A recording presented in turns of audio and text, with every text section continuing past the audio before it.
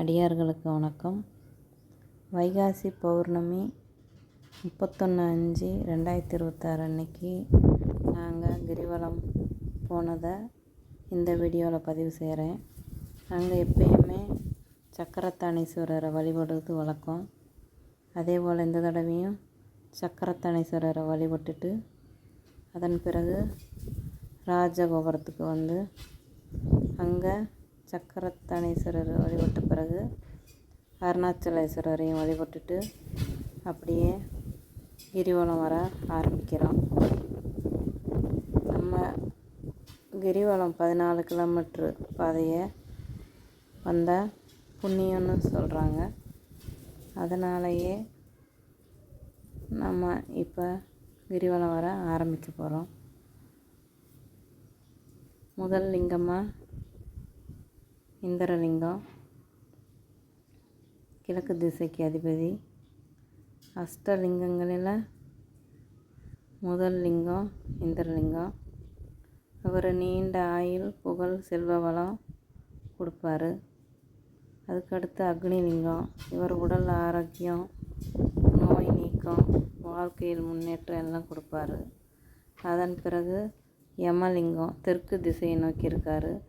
இவர் ஆயுள் விருத்தி, அச்சம் நீக்கம், கர்ம வினைகள் குறையும்னு மக்களால் நம்பப்படுது. அடுத்து நிருதிலிங்கம் தென்மேற்கு திசையில் இருக்கார். குடும்ப தடைகள், துன்பங்கள் நீங்கும், குடும்ப ஒற்றுமை மற்றும் அமைதி கிடைக்கும். அடுத்து வர்ணலிங்கம் மேற்கு திசையில் இருக்கார். நோய் நிவாரணம், உடல் நலம் மற்றும் சமூக முன்னேற்றம் கிடைக்கும். வாயுலிங்கம் வடமேற்கு திசையில் இருக்கார். சுவாசம், இதயம், நரம்பு தொடர்பான நலனுக்கு இவரை வழிபட்டால் ரொம்ப நல்லதுன்னு நம்பப்படுகிறது. மன உறுதி கிடைக்கும். குபேரலிங்கம் வடக்கு திசையில் இருக்கார்.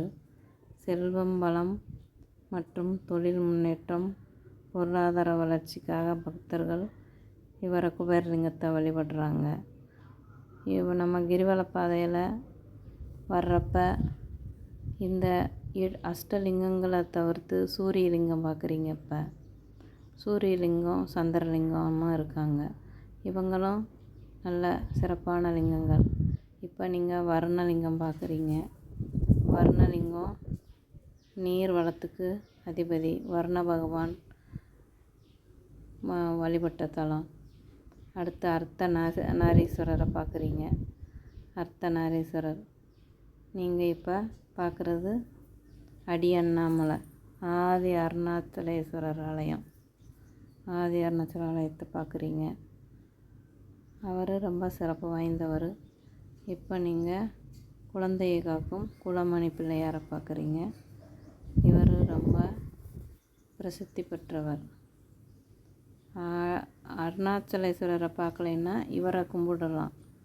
அதுக்கடுத்து பஞ்சமுக தரிசனம். இது ரொம்ப சிறப்பு வாய்ந்தது. எப்போயும் நான் பஞ்சமுக தரிசனம் பண்ணிட்டு தான் போவேன். அது ரொம்ப நல்லது. இதில் ஈசான்யலிங்கம் ரொம்ப சிறப்பு வாய்ந்தவர்.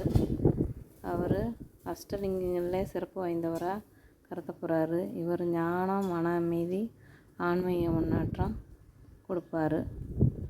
அதுக்கடுத்து முருகனை வழிபட்டு கிரிவலத்தை நிறைவு செய்கிறோம். இதே மாதிரி மக்கள் வலம் வாருங்க.